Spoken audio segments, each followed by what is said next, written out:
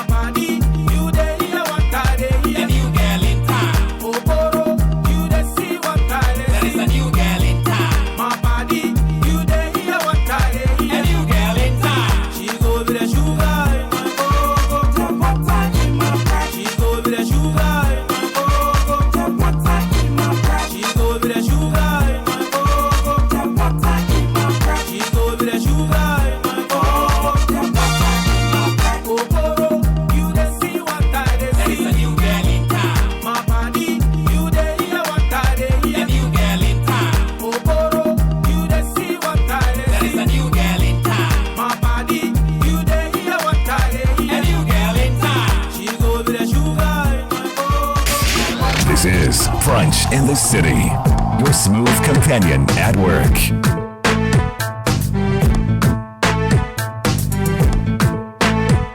Yo, what chance? Chop banana, chop banana, chop banana, monkey chop banana.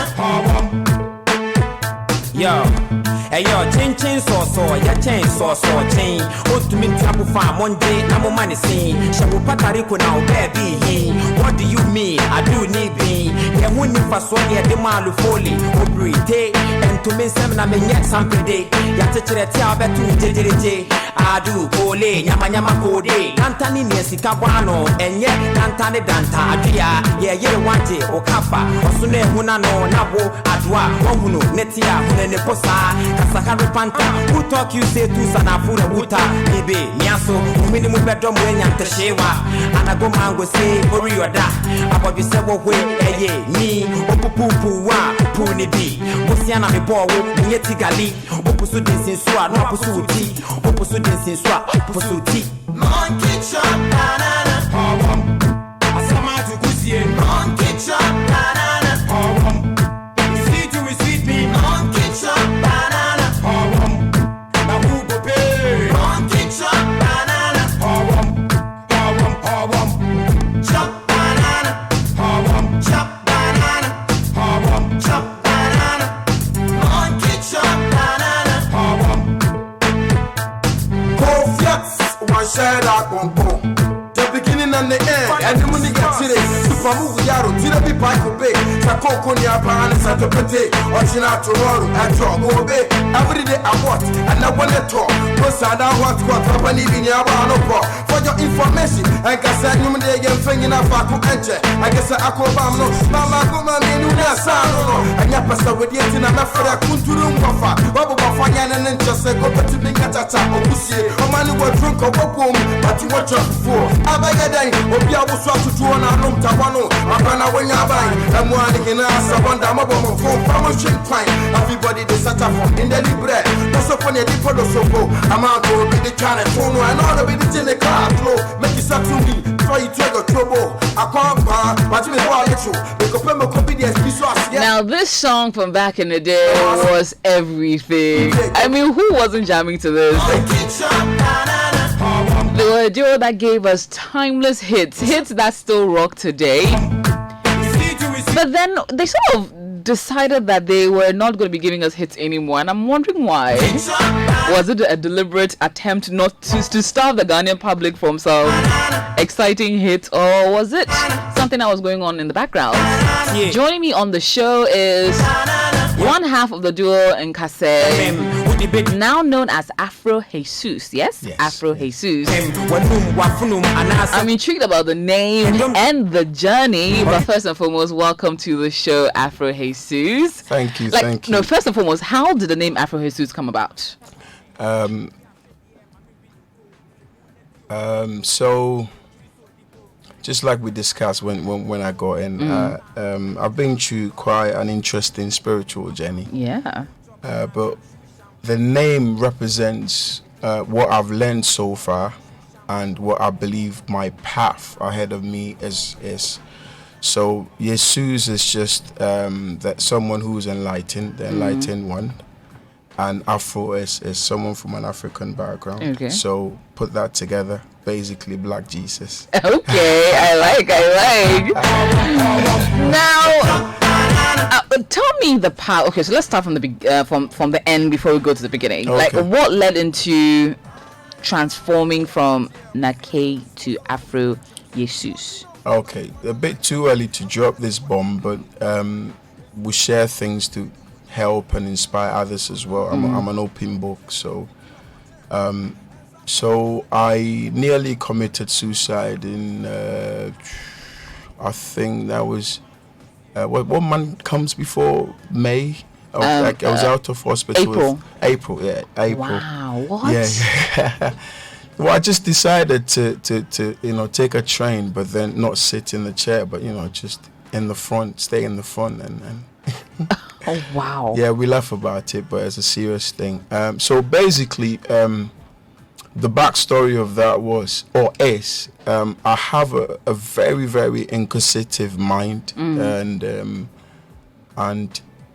so the way my mind works and what was going on around me and my background, a lot of things that didn't make sense. I also attempted to try to save people I shouldn't do, because we can't save anyone. That's true.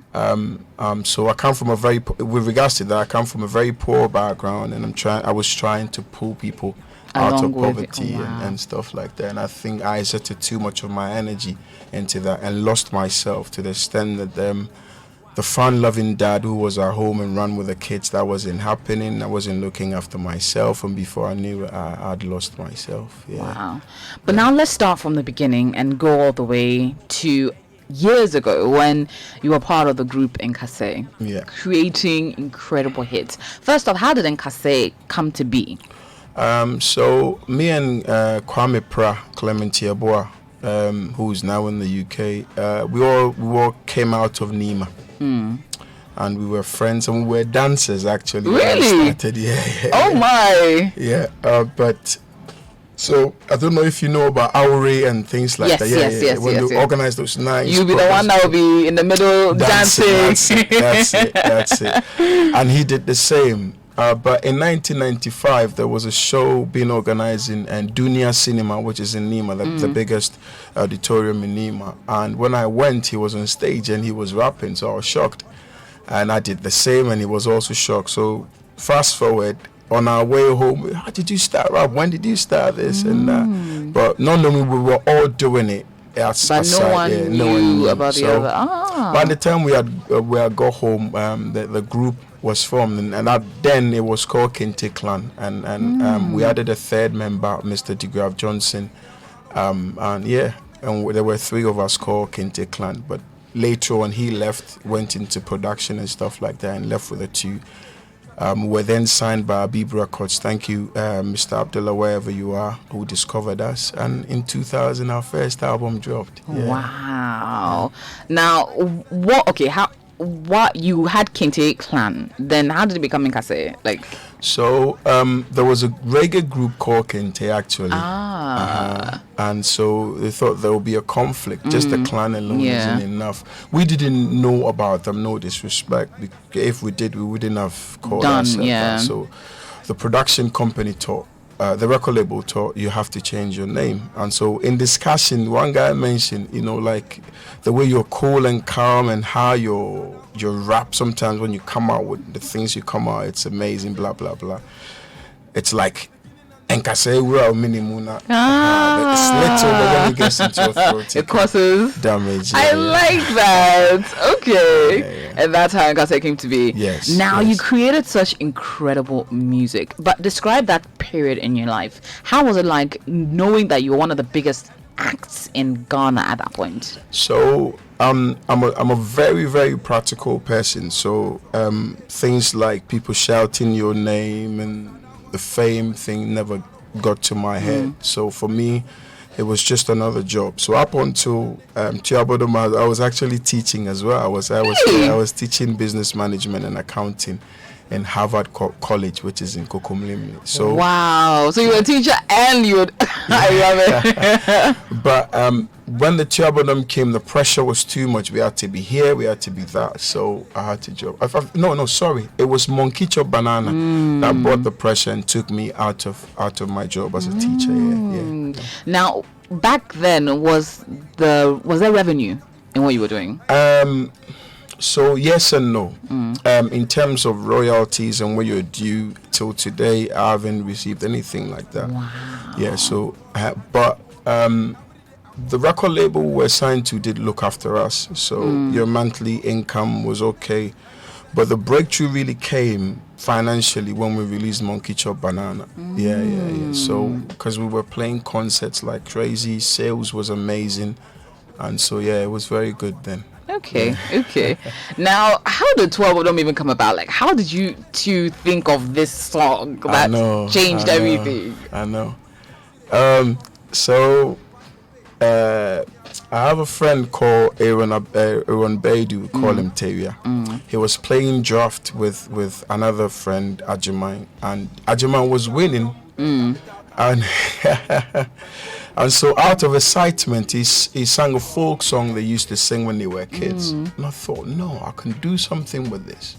Okay. So I pulled him aside and asked him to sing the song again. So I recorded it, and I kept it on me for a few weeks. So from that, I created what we hear today as the hit song, if you like. And so I called Clement, who's shy, later on, and I sang the song to him. Normally, when I present a song, I'm like, what do you think? But this one, I said, we are doing this. I like. Because I sometimes it. Sometimes Yeah. yeah. So that's the story behind it. Yeah. Wow. Yeah. How did people react to it back then? Describe it. How much can I say? 'Cause you say a bit, and then the trouble starts multiplying. So, and the reaction was amazing. It started with a bit of controversy, and we were excited about the controversy because controversy sells. For those that were not as active in that time, go over what the controversy was. So there was a town called Tiabodom, Yes. after which the song was named, and the Queen Mother, the people from Yeah. the place thought They were not very excited, were they? no. They thought we weren't doing justice to the reputation of. So they were very furious. I mean, initially it was okay. We thought it was okay. We thought it was going to help sell, but it got to a point there were live threats wherever we went. There was an attempt with a knife in Kumasi after a show. What? And that was when I thought, Wait, there was a knife. Someone tried to hurt you too. yeah, in Kumasi. I mean, but the point is, when I say that, people are shocked. But the thing is that the life-threatening messages people sent was also another thing. And you wonder how you keep changing your number and people still find it, So although it came with a law blessing, it came with it baggage as well. Wow. I know, right? Huh. Now, at what point did you decide that I was done with music? I've never ever been able to come to that conclusion in the sense that music is something that it's a blessing and a curse. You can't. You can never walk away from it. So you can say that with your lips, but your heart will always say something else. So I never really left, but I left Ghana in 2007 to join the British Army. And Why? For two reasons. My wife, who was my girlfriend then, was pregnant. Okay. And like I said, I come from a very poor home. My mother had lost 3 kids before I was born. Wow. She's buried her husband, and she's seen proper poverty. I'm talking 11 people, myself included, sleeping in one single room. What? At a point in time. So, growing up, I took that upon my shoulder I say I took that upon my shoulder. Sometimes I feel like I didn't make that choice. It was thrust upon you. You had to step up. Yeah. So everything I do is until now was to secure my family, make sure we don't go back into that, because it can be a troubling or worrying experience. Yeah. So that played a part in me traveling to UK, and also the threats from the song played a part. But the main thing as well, which includes the one with my mom and my wife, making sure they're okay, is that I looked in the industry, and when I saw my peers or my elders, the lives at the older ages weren't encouraging. You hear some man or woman very popular, and then it gets to a point, just medication or money to pay for medication, they can't afford it. And I thought I've been poor enough in my past. I do not want to be that kind of guy. Okay. No.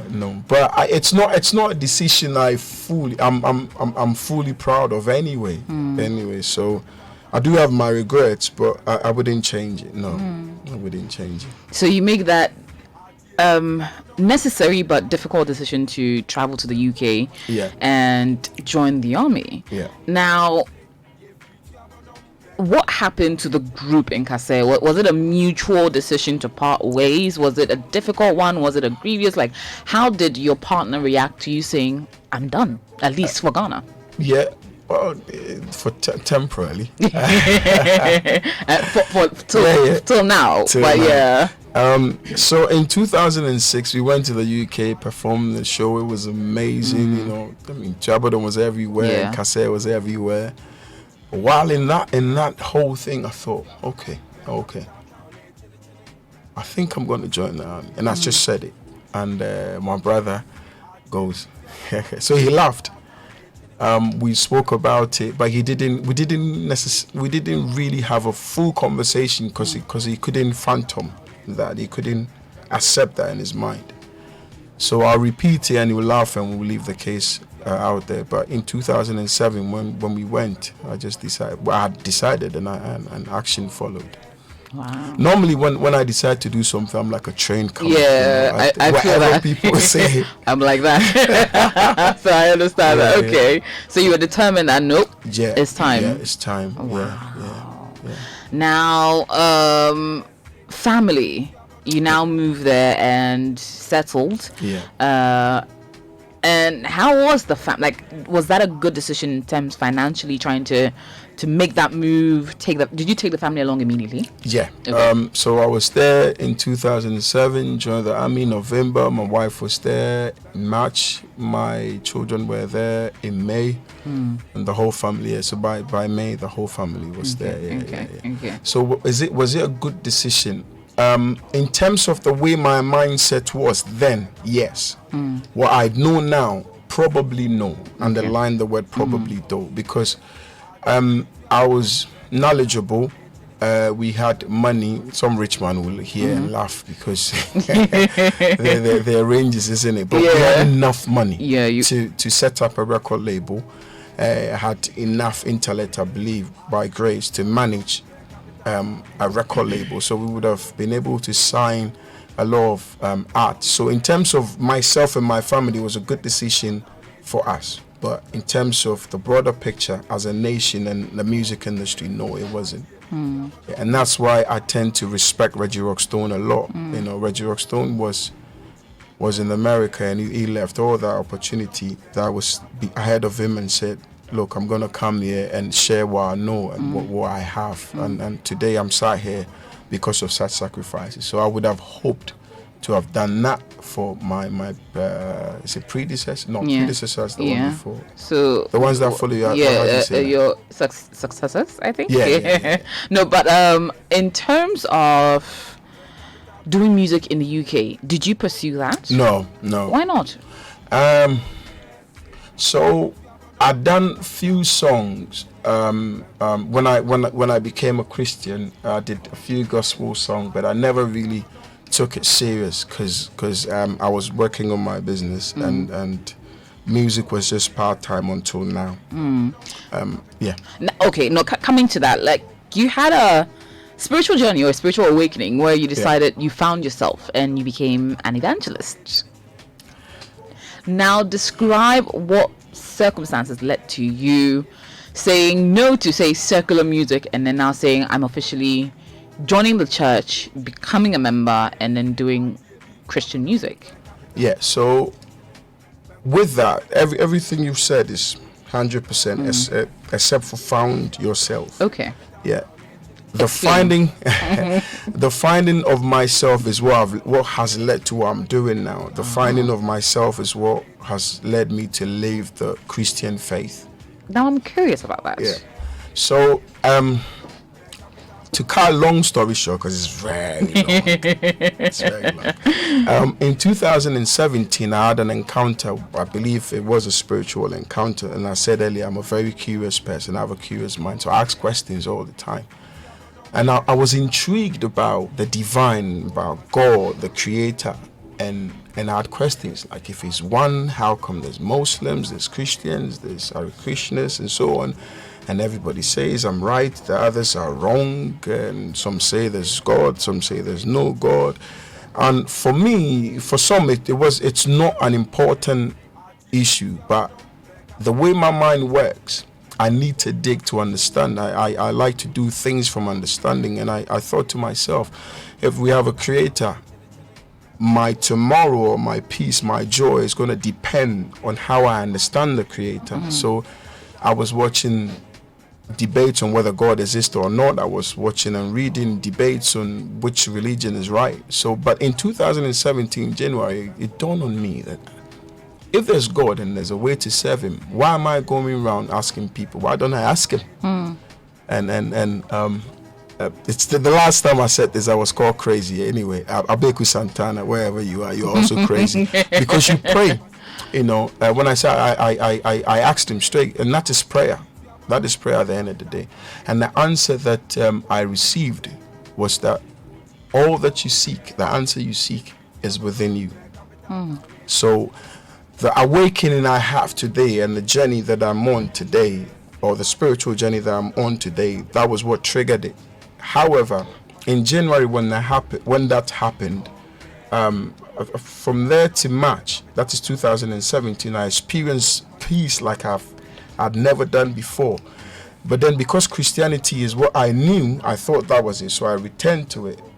But then that peace was disturbed, and that's why I left it. So me leaving it is not a message to say that is not correct or right. And now I don't do right, wrong, correct, and so on. What works for you? Do what works for you. Just make sure nobody is hurt or anything. But in terms of offense, even smiling will offend someone. So. That's true. That's true. That's true. Yeah. Now, back to... still on the issue of Christianity and all that, was there a particular trigger that led you to want to explore more than what's being taught to you in the church? Okay, so in every human environment, you're going to find faults and things like that. But however, the way I do my things, when I get into it, I really, really, really get into it. So I became, like you said, I became an evangelist. I was on the streets preaching and so on. And I rode with a lot of pastors, a lot of church leaders. And some of the things I saw, I thought, they didn't add up for me. So, and also I had questions about the Bible as well, because a lot of us read the Bible and we call it the Word of God. No disrespect to anyone. I respect everybody and the choice they make.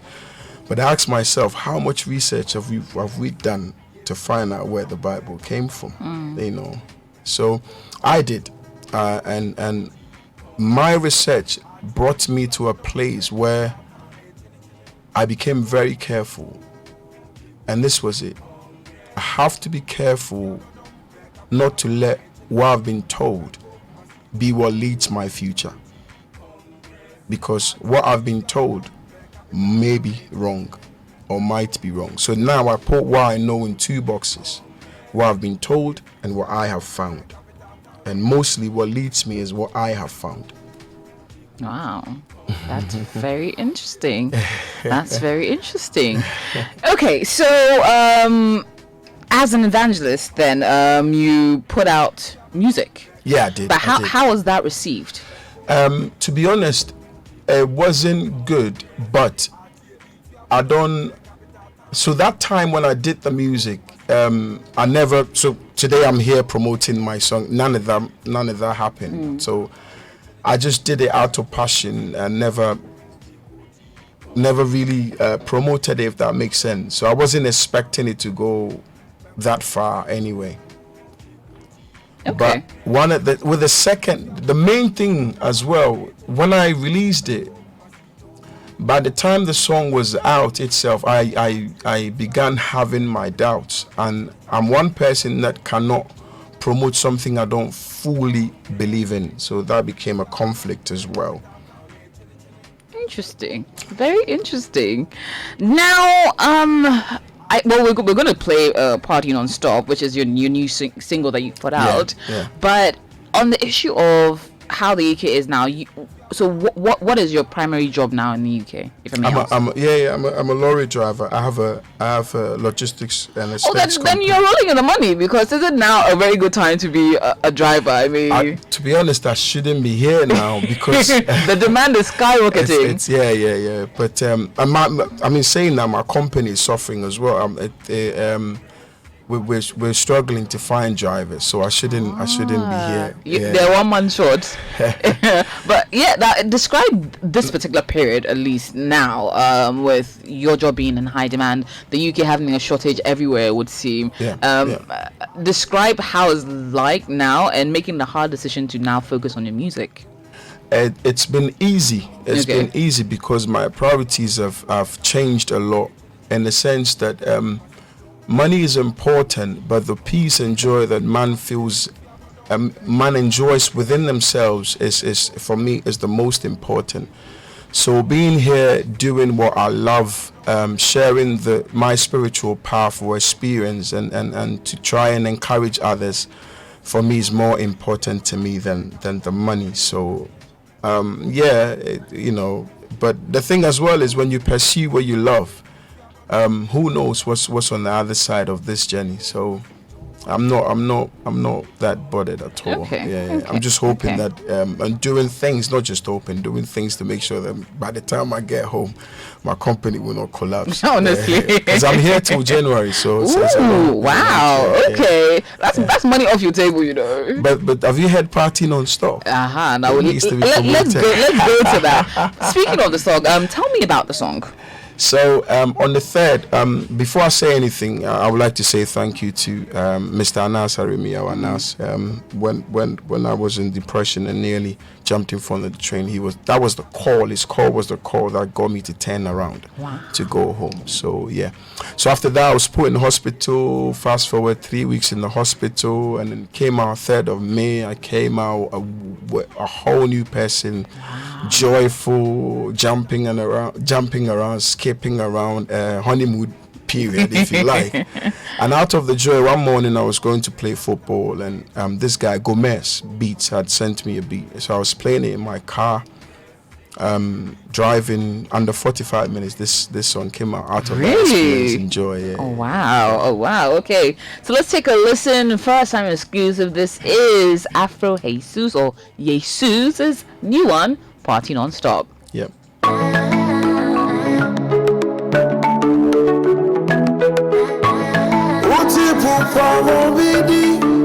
I'll be your side.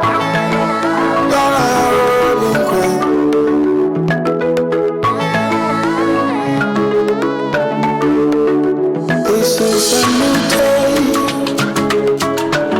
and I don't feel like I win the lotto. This is a new day, and I don't feel like I win the lotto.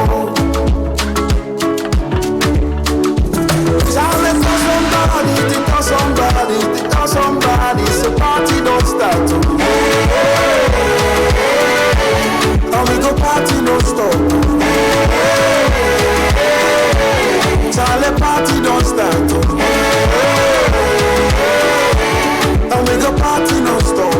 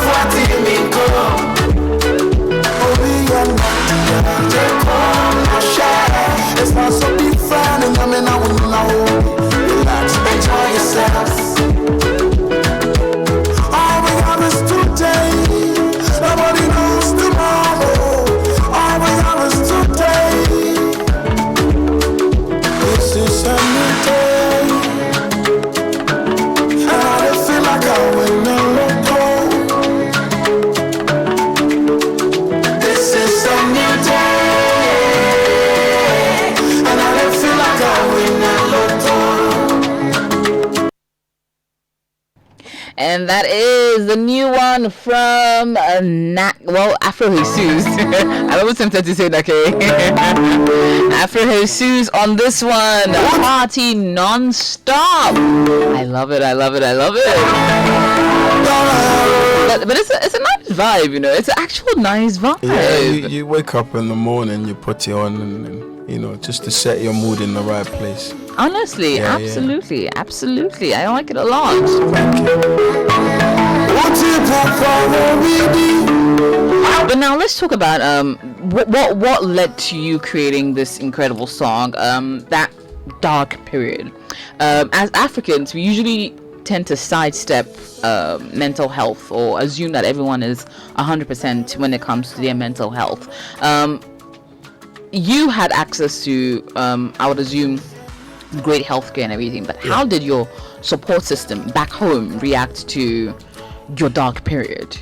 You know, we this is a Bearman's nation. We don't talk about our problems. Everybody is okay. Whoever is not is pretending and needs to wake up and all that. So home, I didn't inform anyone, to be honest, because I sort of knew what I was going to get. So my wife was very supportive. Friends around were very supportive. But the thing is, when you're in these dark places, you tend not to even open up, you know. So I was very close. There was one time I was in my room for 3 months. You know, yeah. But when I came out and I spoke, you know, that's why I now live my life like an open book. When I spoke, then I found out actually a lot of men, as African men abroad and even back home, are going through this. So what I encourage people to do is, look, talk to people. Don't focus on the environment or Ghana as a nation and the way we behave and think that, you know, talk to a friend, because he might even be going through the same thing. You never know. You meet people, we are having a drink and so on, and they go into their rooms and I'm telling you. Yeah. So let's talk, and then that's what I'm encouraging people to do. Let's talk. You know, let's talk. And I know we live in a very judgmental nation, but, you know, forget the judgment, forget people's opinion, think about your health, open up. Just be careful who you open up to, though. True. Now let's come to the industry as we know it. What are you've been looking back, and I'm sure you've been keeping tabs on Ghana and our music evolution and all that's going on. What are your views on how the music industry has evolved over the last 15 years? Yeah, so generally, I think we've done very, very well. And that's coincided with the fact that the world is listening to us as well. So it's amazing. However, and with this part, I've played a part in this problem as well. So if I'm saying it, I'm telling myself as well. Professionalism is a bit of a issue, and sometimes our behavior, it's a bit uncalled for. So I would encourage, you know, myself and others for us to try, because this is a big time for Africa. The opening for Africa is amazing, and if we're going to get there, we have to start looking at, for example, I was talking to Kwame early. This interview, we're here an hour before. Yes, you were. Like I was pleasantly surprised. I actually really like that. Yeah, and I hope for a lot of us to be doing that, not to take every opportunity that we get given lightly, and then use it and then show that we're professionals. You know, if I'm going to be here this time, I'll show up in that time, whatever you need to do in terms of admin, and let's build teams and look after the teams as well, because it's not about just the head, the guy who's famous. A lot of hands, you know, feed what we see on the top. So those are the few things I think we can do to help, but overall we're doing very well. I mean, people like Kidi, Kwame Eugene, Famia, amazing. If you can collaborate with any of the new guys, who is top of your list on the ones you want to collaborate with? So now I write or perform what I'm led to do. So that's one. However, I've already, would you say the new guys in Ghana, isn't it? Okay, yes. Okay. Famia is one. Okay. Famia is one. Kofi Kinata is, but it's not as well, because Kofi Kinata writes the way I write. He writes the way I write now. So sometimes as much as I want to do a song with him, I wonder how it will be like, but I wouldn't mind that at all. Who else? There's this new guy, I don't know if you've heard him, Kwame Yogurt. Yes, I've amazing. Yeah. Amazing. Oh wow, I like that. Because he reminds me of my early days. Really? Okay. Mixing comics with rap. Okay. We like that. I'm having a conversation with Afro Yesus. He is one half of the duo Nkasei from back in the day with a new song out, Party Non-Stop.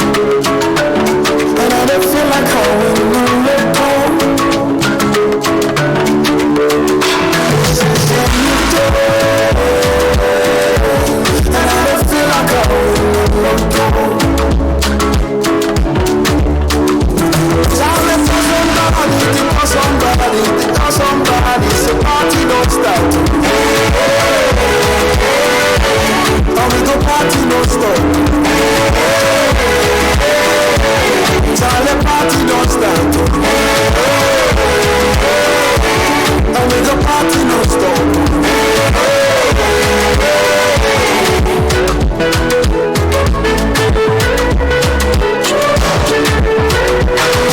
Having a conversation with Afro Yesus. Please send in your messages if you have any.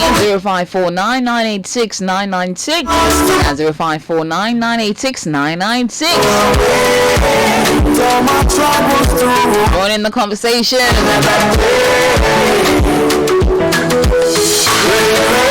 We're coming back into the convo. And as you've been in the industry for a while, or you were in the industry for a while, you sort of took a break and then you've come back into the industry. Yep. Are you apprehensive that perhaps the listening public might not be as receptive to your sound as they used to be?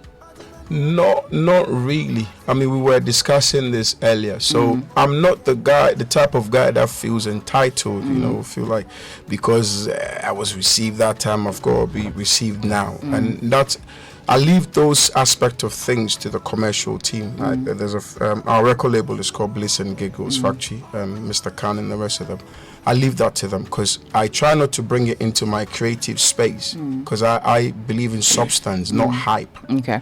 I believe in things. That's why when you hear the album, 15 years is still what it is. It is, yeah. So whether they will receive it or not, no, I don't worry about that. I do what I'm supposed to do, and just like seeds, you plant them. If grace waters on it and then it bears fruit, then that's fine. If it doesn't, just a gift to be here talking to a lovely lady like AJ.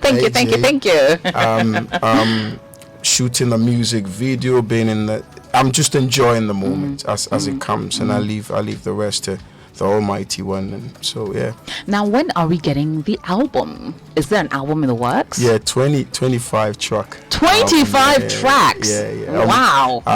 If there's time, I'll be performing 2 of the unreleased songs. In fact, there is time. No, I'm really excited about that. Yeah.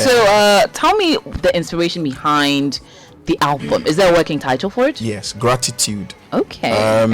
That's what was inspired me writing again, because I think that often we tend to focus on what we don't have and miss the things we have. But it is in focusing on the things that we have that multiplication happens. So, I'm like just I said, being here talking to you, I'm grateful for it. I'm grateful for everything, for my family, my children, my life, my health, and hopefully the album will inspire that.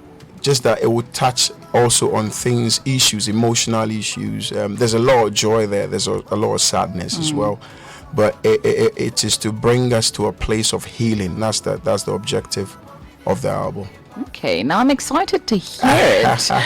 But let's get into this one where we're gonna do some, some on the ones and twos, some freestyling for us. So, Runaway Dad is the first one we're getting into.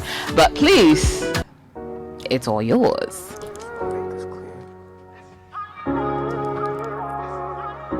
See, I keep sitting. Tire mano. My certain no. And so until my kata yes so. Mama bra. And so until my kata yes so. Hey, my yes, I turn to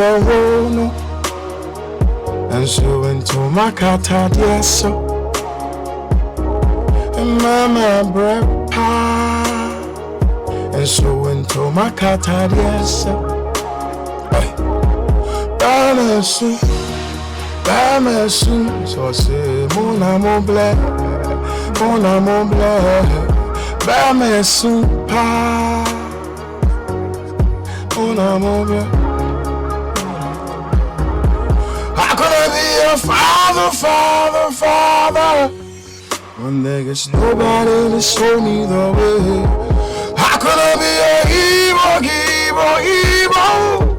When there's nobody to show me the way. Since you've been gone, wish you were here. Oh, since you've been gone, wish you were here.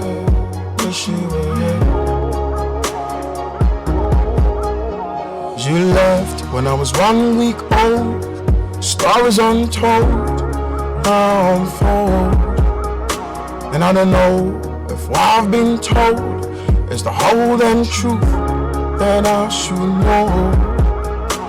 Meje.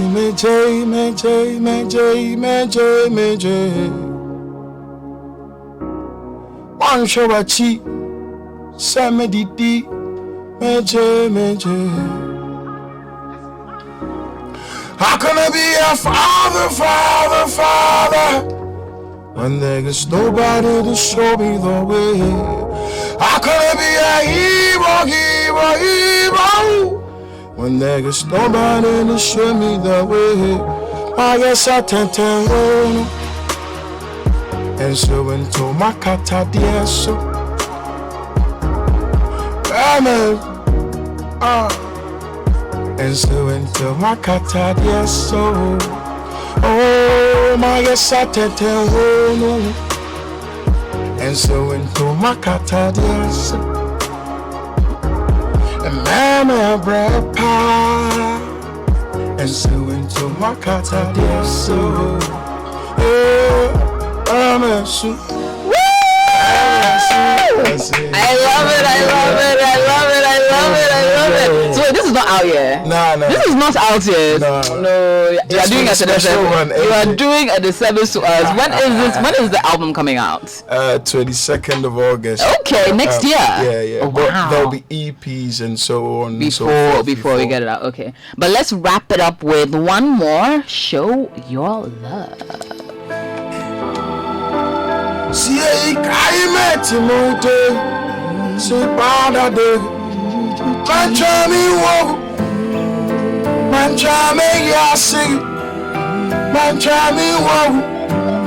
But off for pay, try me now. Man, try me, whoa. Man, try me, yeah, sing. Man, try me, whoa.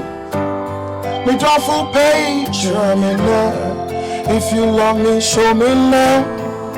Don't wait till I'm gone. When I can tell your filthy praise. Good morning, Mr. Hypocrite. Don't take me for a fool. I know your love is for sale. Good morning, Miss Vampire. You keep sucking on my blood. I know your love is for sale. They only call you when they need you.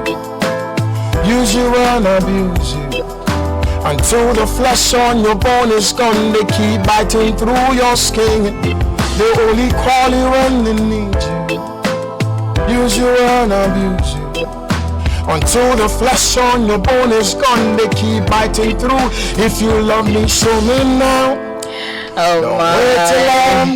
You literally sound like a record. Like it's incredible. It's absolutely incredible. And I wish we could go on forever, but we have to wrap it up here. I thank you for coming. It's been amazing. I cannot wait for the album. I cannot wait for the EPs. I cannot wait for it all. So quickly, how can people reach out to you before we wrap up? At Afro Yesus on all platforms. Okay. And you can download the new single that is out as well and on all the platforms. Yes. Yes, we love it. Party Non-Stop is out on all platforms by Afro Yesus, or Jesus with a Y. Please stream, please support. But thank you so much for coming. Thank you. And on that note, making way for the City Prime News at midday. I'll be back with more.